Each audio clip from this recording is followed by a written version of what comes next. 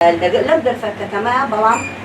بتوانرێت یعنی کۆمەڵی قسە و باس و گفتوگۆیە بکرێ پێم خۆشە هەر یەکێک لە ئێوە لە بەڕێزانە لە هەر لایەک ئەگەر بابەتێک یان پرسیارێکی هەبێ و بۆی ببێتە تەوەری قسەکردن تا یعنی یەکەیەکە مەوزوعێکی دیاریکراو نەبێت تەنیا ئەو بابەتێک کە پەیوەستە بە کاری ڕۆژنامەگەری و ڕەوشی باشوور و باکوور و چۆنیەتی لێ نزیکردنەوە بفەرمووین. ترکی خۆش بوون بۆ ئامادەکاری بێ جیرینەیە بێ کۆنفەرانسێ ئەم سوپاسیا خۆ بکەن سوپاسیا ji bo waj dikin yani taybet insan yani heste insan velat insan parça bu ya. Haman demedan bajarın Türkiye Kürtler dijinci zaht ser Kürdi haya o ev kesin ku ambejin Kürdi de dağıfın Kürdi de aqafın Kürdi strand beje her tim erişen nejat perest rahu durdu.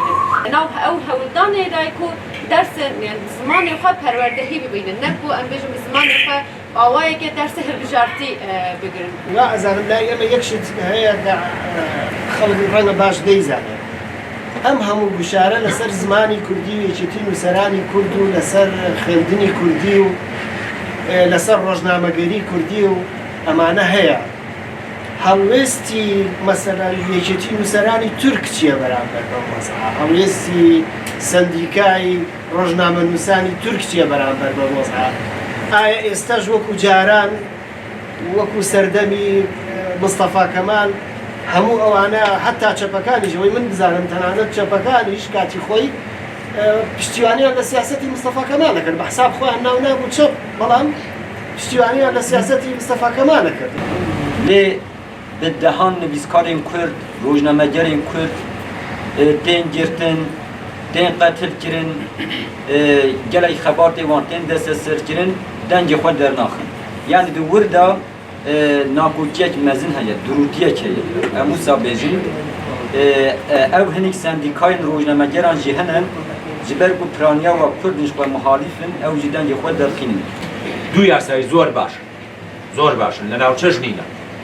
ne li Tirkiye hene ne li Îran hene waya Kakasos ne li Belgaş li Erebî şarî بەڵام جێبەجێکردنەکەی دەسەڵاتێک هەنا لەسەر و یاسایە ئەو دەسەڵاتە ڕۆژنامەنووس دەگرێت لە هەولێر لە دووهۆک لە سلێمانیش دەگرێت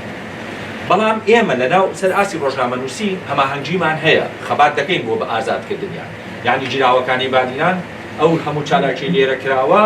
لە زۆر شوێن نەکراوە و لێرە دەرفەتی تریشمان هەیە ئێمە لێرە منەظەماتی عالەمی هەیە جیهانی گلۆباڵ هەیە کۆنسوڵیات هەیە ئەوانە هەمووی فشارن بەسەر دەسەڵاتی کوردی بۆی ڕۆژنامەنووسەکان ئازاد بن لەسەر دوێنێ نێچیروان بارزانی جیراوەکانی بادینان حکومەکەی کەم کردەوە لە سەدا 66 یعنی باشە هەنگاوێک بۆ پێشەوە Şengi dedim me kija sazî didin gelin dema hevalê kijinî rojnameger biçin her tip pêşengî didin hevalê jin dibêjin ki herî zêde jin dikarin vî kadê de dengê me jî bidin bîstin hem dengê jinan didin bîstin hem dengê civakê didin bîstin li Bakurê Kurdistanê pêşengtiya jinanê kada çepemeniyê de her tim heye her tim jî pêşengtî didin wan her mijarê de ji bilî wê zanî ku bi nivîskarê êge duhundur zîndanê denin em wextê amade dikin dosya wan ge ew ê romana wan derkeve em didin wan dibêje bira nivîskarê êge nivîsandiyê bi serî wer serî lê bide zaneke di zîndanê de ye nikane were wî dixwaze ge ew serî lê bide armanj li vê derê çi ye armanj ge nehêle êge bi zimanê Kurdî bêlê kirin zemage bêlê kirin jî ji bo ge nê derxistandin çi astengî bêkirin weya zimanê wan ê dayîkê veguhere Tirkî piştî wî wek zimanekî biyanî li Kurdî bixebite yani 4 sala di dibistanên Tirkan da bi Tirkî perwerde dibînin ji Kurdî dûr dikevin Kurdî bêqîmet tê nîşandan wek Kurdî zimanekî perwerdeyî nikare bibe wek Kurdî zimanekî ne kêrihatiye nîşan didin piştî wî wek zimaneke biyanî fêrî zaroka dikin niha sekna gelê Kurd li hemberî vê biryarê 2012 de 10 sal berê çêbû gelê Kurd بۆ ئەمڤیا وەک حەقارەتێکێ دبینن ئەم قبول ناکەن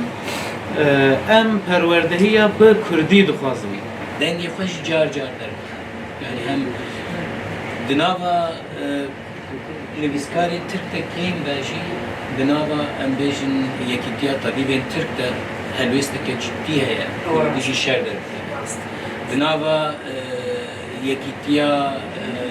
اودين ميماران ومهندسان ده هلوستك جدي هي مامۆستایانی زانکۆ يعني لەناو ڕۆشنبیران نییە لەناو مامۆستای زانکۆ ئەو